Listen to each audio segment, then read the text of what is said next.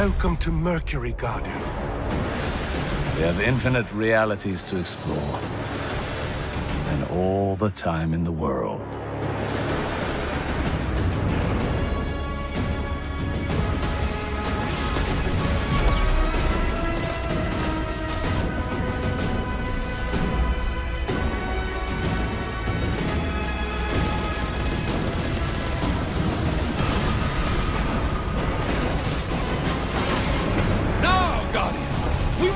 Another shot!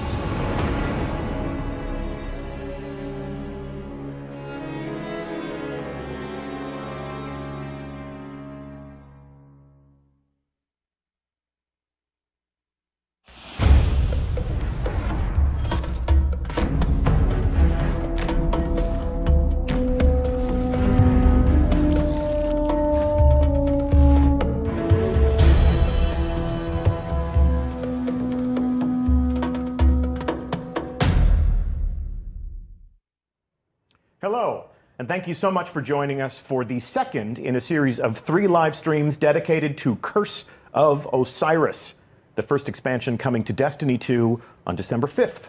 I'm Deej, and I will be your host and moderator for this conversation, including 2 of the developers who have led the creative process that have involved many talented, passionate people at Bungie who have created this new story that we're telling in the world of Destiny 2. I'd like to introduce you to the people who have volunteered to sit in the hot seat and talk to you about what we have made for your entertainment, exploration, shooting, heroic pleasure. First of all, returning to the stream from last week, we have Dave Matthews. Good morning. Morning. Good to be back. Yeah, good to have you back, man. So last week, you talked to us about story, but for those of the people in the audience who were not here for that stream, who may be meeting you for the first time, give us an idea as to what you do at Bungie and what was your contribution to Curse of Osiris. Sure. My name is Dave Matthews. I'm the art director for Curse of Osiris. My job basically entails working with a ton of talented artists and also design, narrative, fiction, and helping all those groups create something that's visually compelling and breathe life into the world. Storytelling through art, as we like to say. Absolutely. Very good. And Dan Miller. Hey. How you doing? Doing well. How you doing? Good. Good. You were the game director for this expansion. Yes, I was. So you got to lead. You got to lead the charge involving many different disciplines. Yep. Yeah. So I worked with a team, everybody on the project. The goal was to, as a game director, you want to guide and you want to provide a vision for the project and for everyone, because we have a lot of really talented people here at Bungie, and just let them do their thing and then just kind of rally the charge. Wonderful. Okay. Well, there's several things that we want to accomplish on stream today. Chat has been put into subscription-only mode. Station identification, all subscriptions benefit the Bungie Foundation and our mission to ease the suffering of children as they are in the hospital and seeking wellness. We appreciate your support there, and this is an opportunity for us to focus the conversation just a little bit. While we are sitting and talking together, we are going to explore Mercury, brand new destination for this expansion. We are going to take a look at a new endgame reward system that you'll be able to use to add weapons to your inventory, and we are going to embark on an adventure through the Infinite Forest, which is a new way to play Destiny. So usually what we would do is we would go to a live fire team, but in the interest of time, as it is difficult to predict exactly when a public event may begin, instead of us trying to fill the moments with idle chit-chat while we wait for that public event to spawn. You don't like bro talk? I thought we'd keep the bro talk, as you just said, to a dull roar and show you exactly what a public event is like on Mercury. So, as I said, in the interest of time, we're going to show you that we captured something that we just captured earlier. So we do have a fire team on set. They're going to be playing through the Infinite Forest live, but right now what we'd like to do is we would like to show you the footage that we captured of this brand new public event that is created just for Mercury. Yep. Bespoke public event is what you guys have been Yes. saying to refer to this. Yeah, I'm really excited about what.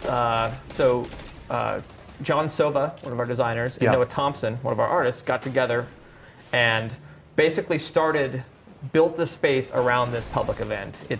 I like to call it kind of the Vex Circus. That's not the original name, but it's this really awesome custom space and set of encounters that it's a lot of fun, and it's our biggest thing we've built for public events. And the whole space is kind of, as you can see, you just saw that the space transforms as you play, and you will expand out throughout and go to different areas that you can't go to at any other time. The transformative playable space is a running theme for Curse of Osiris. Absolutely. The event has begun. So you are witnessing the largest, most elaborate public event, most rewarding public event, we will see later, that we've ever created for Destiny or Destiny 2. Here we have the boss. Talk to us about this boss. So we're going to have these gatekeepers. They're going to be spawning throughout the space, and they're going to kind of be a brief focal point.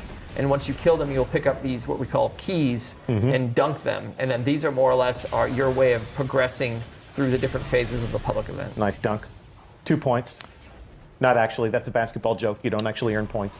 Yeah, and then at this point here is you'll move over to the complete other side of the space and play a more similar type of experience. And this is kind of just the first phase of the entire public event. We built Vex cannons throughout the space to kind of let you move quickly to another part of the phase. As you can see, we're about to clear out this guy, this gatekeeper. Once he's done, we're going to once again do another dunk. And keep in mind, this can be done in parallel at the same time with multiple guardians can more or less do this in parallel. But we're going to show you the whole thing. I think one of the things that is worth mentioning, in previous public events, they always tend to have one core focal element, and it always drives everybody to one centralized location. With this event, it actually, because of the way we've set it up, we have these different islands. It allows the team and everybody that's in the public space that's engaged in the public event itself to be able to move around the environment. And that's what we kind of talk about, like trapeze, bouncing back and forth. And that's where that Vex Circus idea comes from. Yeah. Vex Circus. Okay. And then because you're now on an island, you can't get here any other way except for this event. So this is kind of opening up the space to other areas that you won't be able to normally get to when you're patrolling around. And we have a guardian down. And someone failed here. There's no failure. There's only temporary delay between you and victory. They failed. Okay. And so now the goal is for them to, when they're on these islands, is to kind of do a similar thing, which is kill more gatekeepers and pick up the keys and make more progression through the space, through the encounter. So this fire team will trigger the heroic aspect of this public event. But we're not going to show. But we are not going to show you exactly how that works. Maybe some of these special guests who visited our studio in recent weeks, who will have their own content going live after the stream. We'll see if they can explain it. We'll see if they can figure it out. But for the purposes of this stream, we will demonstrate the existence of some heroic modifiers for this public event. But you will not learn. You will not learn during this stream exactly how that happens. You see, there's a big kind of a EMP explosion that's forming in the center of the space to kind of clue you in that something else is going to happen further in the public event. And this is a pretty involving public event, which I think is really cool because there's a sense of progression that happens that is not just in one spot. You're kind of all over the place. It's phased, yeah.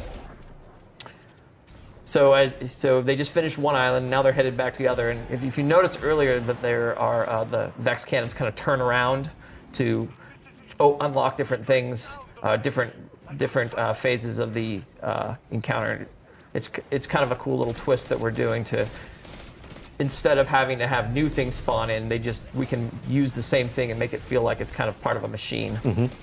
Yeah, that was one of the things we talked about last week, Dave, when we were exploring the story and the lore of Curse of Osiris, is that, Mercury was once a garden world, and now that the Vex are here and have made it their domain, the entire planet has been converted to a machine. Yes. And as we play through these activities, you really get a sense of the fact that we are just sort of now a cog in their machine, and it's definitely putting us through the paces. Yeah, and through the story, which we'll cover, you'll see more evolutions of that machine, which I really love the Vex story. I think it's a cool concept. One of the things that we talked about was getting back to some of those themes about mystery and always trying to understand, always plant the seed in the player's head of what's going to happen next. I think that's also another, I think it's a core tenet about part of this design is as it unfolds, as it progresses, you're constantly asking yourself, what happens next? What is my next? What am I charged with doing next? Yep. And I think now as we're getting closer and closer to how the heroic is starting to display, you're going to see a little bit more. Yeah. And ask those questions of like, now how am I going to deal with the boss that looks like I see right now? Yes, he's now invincible. Oh my gosh. So you'll take down more gatekeepers, and there's a theme of kind of taking down gatekeepers, picking up keys, and then that barrier there prevents it so you can't just shoot in. You have to actually engage in the space. Nice little piece of multitasking there. Yeah. Running the bam, ball, dunk. reviving your friend, Now and then you do damage again to the... dunking the key. You said those were keys, yes? Mm-hmm. Yes. Gatekeepers, keys, locks. All variations on a theme. Deciphering the machine. This is where it gets really crazy, because everybody kind of converges in the center area. And once again, this is a space you won't be able to go to in the during the normal patrol. This only is reserved for the public event. Right. And if you happen to land boots on the ground while this is going on, like you can actually see this mayhem. It's pretty awesome to, like, when you come into space and you see people flying around. And You can even see this from the lighthouse proper. It's pretty cool. So you could just hang out up in the lighthouse. With Brother Vance and popcorn. Yeah. your skybox seats. I sure love me some popcorn. Spectate the public event. And it should be said that this is all a public space. Yes. So if you're watching this at home and you are a solo player, if you don't have a friends list that is bristling with teammates, Destiny will introduce you to people that will help you complete this activity. We currently have a pre-made fire team, and they are, in fact, heroic. Now let's check this out. I promised before that this was the most rewarding public event, and there we have it. We have 2 chests for a change, and check out those sweet, sweet moves. Yeah, those are my favorite. I'm a spicy ramen kind of guy. Spicy ramen guy. Well, that's actually about to become a thing of myth and legend. Yeah. So once season 1 is over, bye-bye spicy ramen, and we'll make room for some other exotic ways to express yourself non-verbally in Destiny. But that's a conversation for another time. That's a conversation we had in the past at TwitchCon.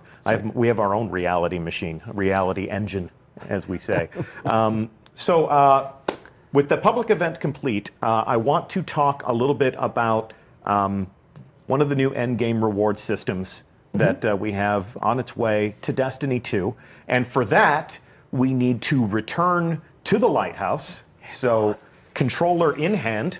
And there we are, looking out over the space in which we were just playing. It's a beautiful day on Mercury. It's always sunny. A beautiful day. Always sunny in Mercury, huh? Sunny, 1,000 degrees. This is a good opportunity for us to talk about some of the different innovations to the Destiny player experience. Whenever we are adding content to Destiny like this, it's a good opportunity to give the players new ways to understand their adventure and their progression, give them some new things to do. Anybody who is a Crucible elite who might have been to the Lighthouse before can see that, as we looked last week and saw that we've appropriated what was once a social space to being a place where you can now have access to a vendor. Brother Vance is now a dealer of story and mystery and rewards. But let's also talk about some of the other ways in which we've innovated on the way people can play Destiny 2.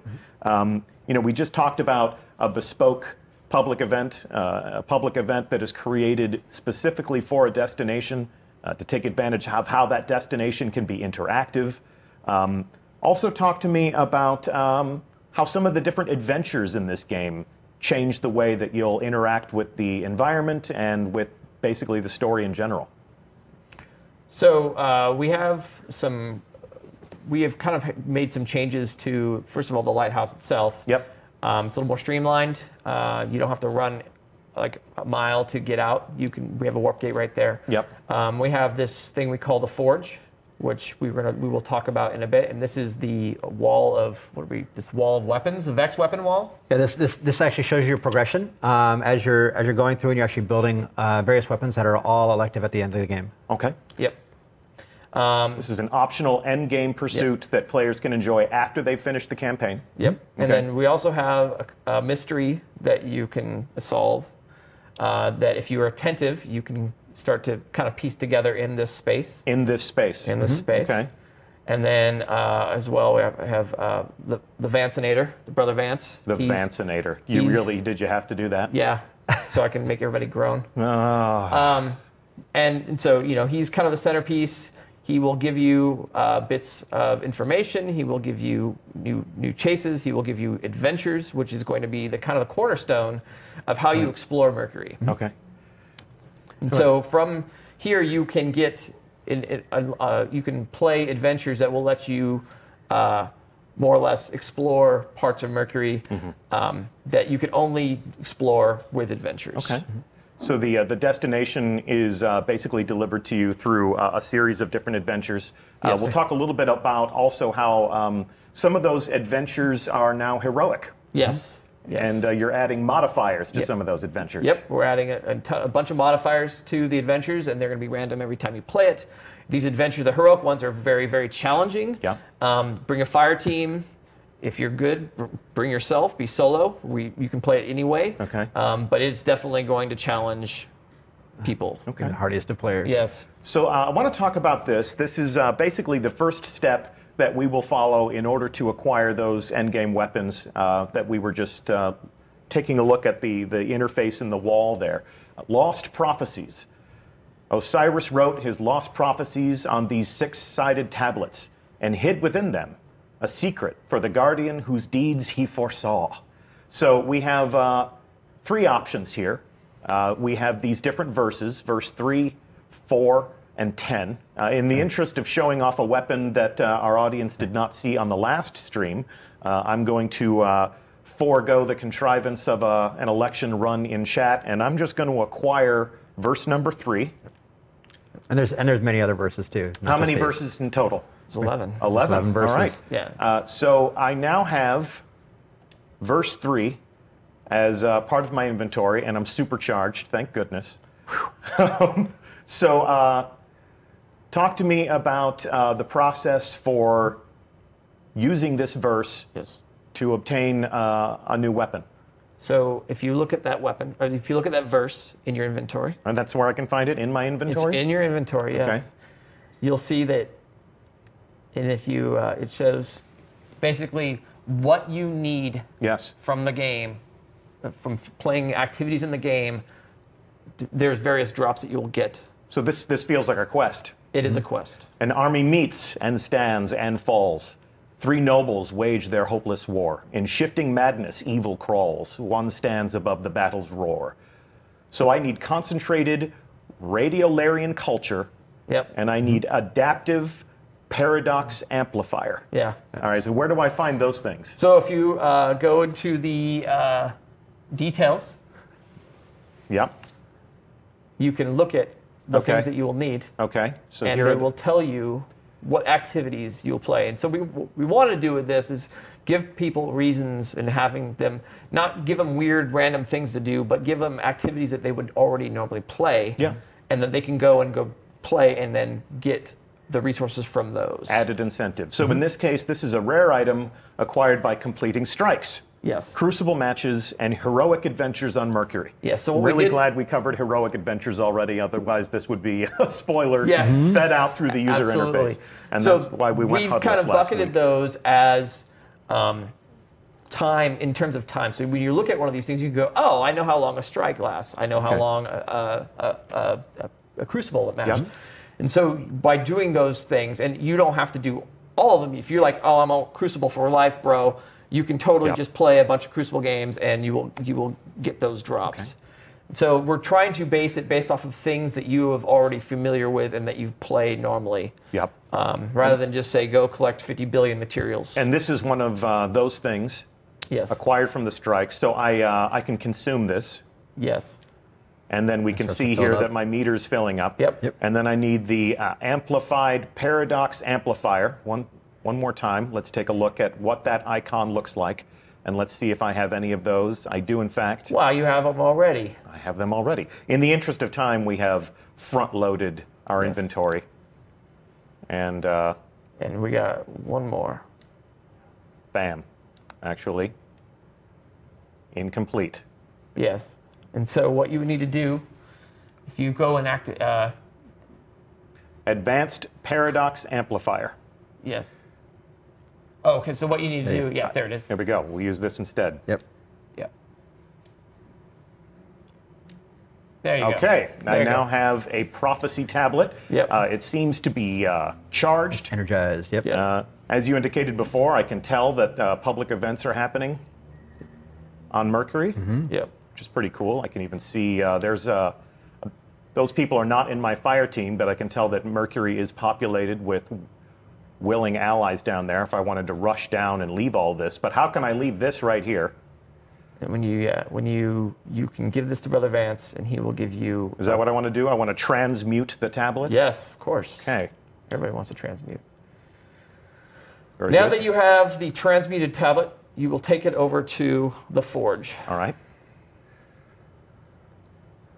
And because, you see there's nav points. So this is the forge right here. We'd mentioned before that there are 11 different verses, each indicated by one of these nodes. It would appear that I have activated one of the nodes, so one of the weapons is mine, so I always know which verses that I am in possession of.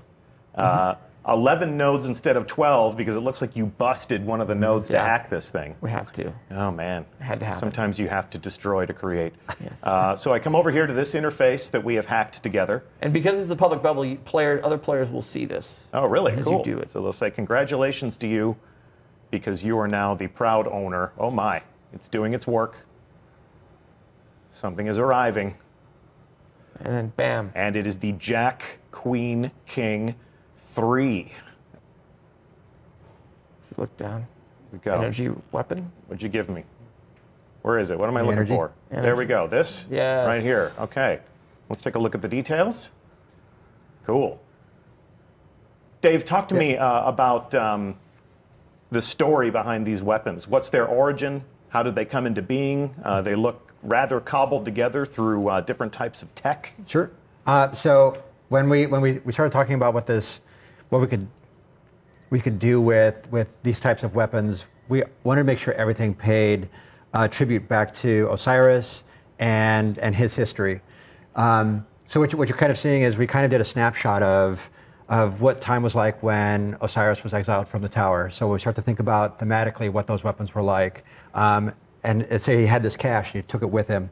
As he comes here and he's investigating more about the Vex and he's learning more about the mechanisms and the inscrutable machines that they actually construct, he's able to harness some of that and merge it with our own technology. So that's kind of like thematically, that's how we came and we arrived at the aesthetic and the look of these weapons. So regardless if it's a hand cannon, the sniper rifle, scout rifle, SMG, all of them will have that base idea of the fusion of Vex technology with our own technology. And to break the veneer of the lore, these are weapons that were designed by our sandbox team. Absolutely. These are weapons that were designed specifically by Bungie with specific perks, specific attributes, and On the next stream, the final stream that we'll be hosting before the launch of Curse of Osiris, we'll take a look at some of those different weapons. We'll take a look at all of the gear that you'll be able to earn with Curse of Osiris or as part of Season 2, which begins when Curse of Osiris launches. But for today, having taken a glimpse at how that works and how we're delivering incentive to do things like public events, what else? Adventures? Yeah. Strikes? Yes. So while we're talking about how the player experience is changing, what would you say about strikes? So we decided that, hey, strikes are an integral part of the Destiny experience. They tell great stories. They have awesome bosses. Yep. And so for expansion 1, what we wanted to do is show more of those strikes, make those more part of this main story. Yep. So we have 2 strikes for Curse of Osiris. We built them as strikes. Okay. But we took those and said, hey, we're going to make story versions of these strikes. And so your first introduction to each of those strikes will be through our story. To the campaign. And we have made changes to those story strikes so that they tell more of a story for the campaign. But then when you are done with the campaign, we will put those strikes in a playlist and have changes to them to be more tailored for 3 players. So as I enjoy the campaign, if I'm a solo player who enjoys experiencing a campaign all by myself, I don't need to trouble with other people. Correct. I don't need to worry about someone going away from their controller and not participating. Correct. I can enjoy that strike all by myself as a lone gunman.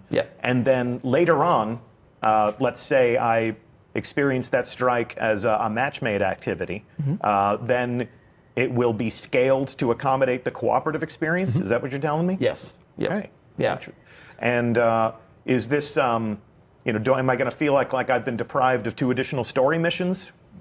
Not at all. No. I think one of the great things about this is that we've always, every strike has always had a story that it told. Yeah. And by bringing those and making those part of Osiris' story allows us to, I think, enrich in the overall narrative that is Osiris' history and everything we want to talk about. Give people more of a sense of context of those strikes. Absolutely. Yeah, they've always felt slightly separate from the other story that was told. Like you finished your campaign, now go back in and fight some additional bosses or something like that. Yeah, and when you buy the expansion, it's really nice because you can immediately see and play through these experiences without having to do the random matchmaking thing. Yeah. And you'll right away get to see, oh, these are the strikes that come with it. Yeah. And then later on, as you're playing the matchmaking, they will be there as well. Well, we have endeavored to avoid story spoilers as much as we could. Wanted to give people a sense of how Destiny 2 would be changing,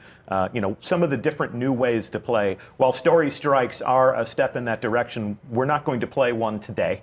Correct. We are going to save that for players to experience as part of the campaign, as part of the Curse of Osiris campaign. I'm sorry? In 2 weeks. In 2 weeks. 2 weeks. That story begins for you. For today, what we're going to do is, if you missed it last week, this gate in the lighthouse takes us down to the public space. And you can see in the distance, on the other side of that structure, we have the fire team that had played through the public event. And now we are going to invite those 2 players to embark on an adventure. You said that adventures are really the way to unlock the experience, that's the way to explore Mercury. Yes. And what we're going to do is send them on an adventure into the Infinite Forest. Yep. So I'm going to surrender the point of view here, and we're going to join our fire team. There they are. Check out those handsome devils. Hello, Warlock. Hello, Titan. Hello, Hunter. Take it away. They are playing an adventure entitled The Up and Up. So you are clear to engage. You are clear to go through this gate into the Infinite Forest. Dave Matthews, point of order before we delve too deep into the machine here. Refresh our memory in a couple of sentences, if you would, as to exactly what the Infinite Forest is. The Infinite Forest is a large Vex simulation that's constructed to explore all the infinite possibilities throughout time that ultimately brings about their success and their goals. And this also happens to be the last place that Osiris was seen going into. And Ikora is the the person that puts you into motion to go and find Osiris, which ultimately will lead you into the Infinite Forest.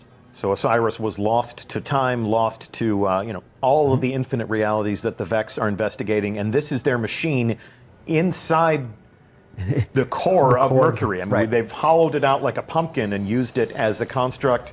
We can see, much like the public event, the landscape is propagating here as we move through it. And how exactly is that happening? So we have been working on this for a bit. This is a really exciting new addition to Destiny. This is kind of capitalizing what I like to think of as the unknown, right? So these are spaces built by our artists. There's variants that they have, and this with these encounters were built by our designers. The difference is that these are put together kind of like a Lego set of Lego blocks, where you will have a piece that is fun to play on, but those will be connected by the by your PlayStation 4 or your PC, and built in a way that will be different every time. They will connect differently. They will have. You might not see half of the pieces for your playthrough. There is no rhyme or reason in how they are connected, besides that they connect to another reality. So this is not necessarily procedurally generated. These are set pieces that you have created to provide players with a good and interesting experience as they move through the space. Yes. But we have random combinations of set pieces. We have random combinations of enemies. I think I'd probably say they're more intelligently assembled than random. Yeah. And the idea behind it is that we want to make sure that not only like is from beginning to end as you move from the present into either the past, present, or future on the other side of the Infinite Forest, that you have a solid experience that I think is probably, I think it's one of the strengths that we have at Bungie, and we want to make sure that this holds up to that same bar. Yeah. So the unknown is a thing that I'm really excited about, because I feel like if you've played Destiny for any period of time, you start to know how things work out. And this guaranteed every time you come here, you will play something you have not experienced prior. This will be different every time. If you in this space, you can see there's a red gate, and there are these demon characters. So there's a Vex AI that hides itself as one of the combatant races. So for example, this is the Hive. The Hive have never actually fought the Vex in a Destiny game up to this point. Any of the 4 combatant races are available and will be plopped into any of these encounters. And there's, like I said, there are the demons that are actually Vex AI that they will basically hold players up. And so you need to find the demon so that you can unlock the gate. We really, I mean, if you check a look at the skybox, there's just so much more. Like, you can see things way out there. There's a bunch of different possibilities. We really want it to feel like there's this kind of big expanse, and you can be and go anywhere. That's our hope, is that we instill in that. So their objective on this adventure, the Up and Up, is to step into the future. And exactly how does that work in this space? So I can totally speak. Yeah. So when we built the entire destination Mercury, the notion of thinking about Mercury as 4 distinct locations. One, which is the present, which is kind of boots on the ground, which we were just seeing where the public event is. Yes. There's the Infinite Forest, which is what we're looking at right now. And then there's the end caps to all of those, where the Infinite Forest takes us. So into the past, into the other aspects of the present, and then into the future. And what you're seeing here is that as we're progressing through that conduit between what was the public space, ultimately we're going to step through and we're going to arrive at a final destination in this simulation, which is into the dark future. Yes. So Mercury as a destination is the sum of all of its parts. Absolutely. We have different versions of Mercury as we move through time. We have this Infinite Forest, which is sort of the nexus of all of those exploration experiences. I like to think of the Infinite Force as kind of like an action subway that takes you from the present day into the simulation and into one of the simulated past, present, and future. This is definitely a different way of thinking about destinations, but I think it's really exciting, because there is a lot of opportunities for players seeing new things all the time and replaying and seeing and giving that sense of the unknown, sense of wonder. We now see here that we've stepped into a different vision. Yes. This is the dark future. This is where the Vex have won. There's nothing else. There's no light. There's no dark. It's only the Vex. You can see our dead sun in the distance of the skybox there. And in the case of this simulation, the Fallen are here too, because this is a Vex simulation that the Vex are saying, hey, what would happen in the dark future when we win if the Fallen were to survive? All possible realities. Let's take a look at every single reality that is possible in this universe. Yes. And then let's take the steps we need to take in order to get to the one we like the best. Yes. Right. Correct. God, I just so want that in my life. Yes. You can have it. Curse of Osiris. Thank you so much. You're welcome. Okay.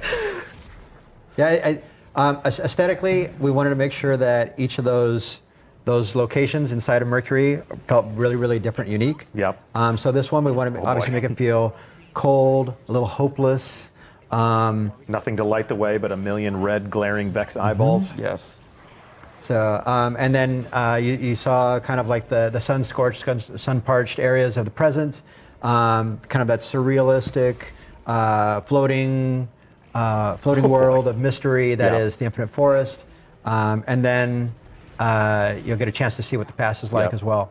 Yeah, I'm not even playing. Whenever and my palms are sweating. Yeah. Whenever you guys do this jumping puzzle, you're going to fall to your death crap. Yes. It induces a very strong sense of vertigo. So all the adventures have a theme. The up and up adventures play around with this concept that you're making progress and you're doing these kind of high wire, dangerous, palm sweaty jump puzzles. Yep. We have other adventures as well that have their own gameplay theme. I really like the way that the adventure team handled this, because they took these very disparate, different parts, different adventure gameplay fields, and they made adventures for them. And I think someone just fell to their death. Did they? Did they? Oh. Anyway. Nope. They all made it. And so yeah, when you do different adventures, they absolutely have a very distinct gameplay feel to them, and it's a really nice. You could play a bunch of them and never feel like, oh, I'm never be confused about, am I playing this one or another one? It's very clear. Time to eliminate the fallen captain. Yep. Going down a little bit easier for you, Deej? A little less stress-inducing? Just a little. Oh. Just a little. And so, like I said, all these adventures also have all the different combatant races options. So you'll play an adventure sometimes with the Hive, and sometimes you'll play one with the Fallen, the Cabal. There's definitely a lot of variety. Variety is a good word. Yeah, variety is a good expectation to set. Yep. Not entirely random, because something that is completely random could lead to a bad experience for the player. Absolutely. You always want to entertain. You always want to challenge and give people. I think Destiny does a good job of letting you know what you should go and do. You know, not to create. I think it's difficult to feel heroic when you are confused. Yeah. Although certainly the raid is an exception. But when you're on an adventure, when you're shooting your way through a campaign, to give people an interesting place to explore, but not so interesting that it's confounding and doesn't make sense. And these end caps, these past, present, future end caps, they're handcrafted. Like, these are all built by artists and designers, and the encounters are custom. The objective is complete. Yep. Collect your rewards, gentlemen. Good shooting, and thank you so much. Bam. And you have there you go. An updated milestone. There you go. Well, there we have it. All right. Thanks so much for taking us on that adventure. Thanks so much to our fire team. That was actually live, because you can trigger those at will, and you can play them whenever you want. Public events are a little bit more of a surprise, but an adventure is a promise of action and adventure that is always at the ready. Yep. Fantastic. So we've demonstrated today some of the different ways to explore Mercury, this shifting, interactive destination. When you compare this to some of the expansions that we had in Destiny 1 Year 1, The Dark Below, the House of Wolves, this is the first time we've been able to put a new node on the Director and give people a new place to go, and to pack that place with some different ways to experience Destiny. That's really been the focus of the conversation today. Yes. Anything else you'd want to tell our audience before we wrap this up? I'm really excited about this project. I think it came off really, really well. It's going to give some people different taste of what they've been playing. It's going to give them more options. We have a Strikes playlist, new Heroic Strikes. I'm sure that was mentioned last week. Yep, we did mention that. This is, to me, like something that I've been really looking forward to. I'm a big fan of like the Vex lore, and so I'm really excited for people to play this. I think this is going to be really satisfying for a lot of people. Well, that's certainly why we do it. Yep. Isn't it? Mm-hmm. Well, we will be back next week. You gentlemen will not be back. No. You have survived your second stream, Yes. and you survived your first. Yeah. So I hope the hot seat wasn't too hot. I really appreciate you coming on the show. A live environment like this is, it's kind of advanced citizenship on the internet, but you bore the trial well. So I hope. Yeah. We will be back next week with John Wisniewski to talk about weapons, and Kevin Lee to talk about some of the different armor that you will be earning as part of Curse of Osiris and Season 2. All up. This is campaign armor. This is exotic armor. Maybe we'll show a little raid stuff too. Maybe we'll show the raid lair armor. Actually, I have clearance to show the raid lair armor. Faction rallies armor, Iron Banner armor, all up. There will be a fabulous parade of the real reason why we play Destiny, which is to get cool stuff and to make our hero awesome and unique. So I hope you'll join us for that. We will have a blog update tomorrow, and then because it's Thanksgiving in these parts, Bungie will be experiencing a short week. We realize that we have a global community and not everyone shares in that. So look for the blog to be updated tomorrow with that F5. And that's it. That's it for now. Dan Miller, thank you so much for being pleasure. here. Dave Matthews. Thank you. Thank you again for being here again. I'm Deej from Bungie. It's been our pleasure to talk to you today. Curse of Osiris arrives on the platform that you prefer, that you use to play, on December 5th. And we hope to see you in the Lighthouse in person. Great to have you on stream. Show's over.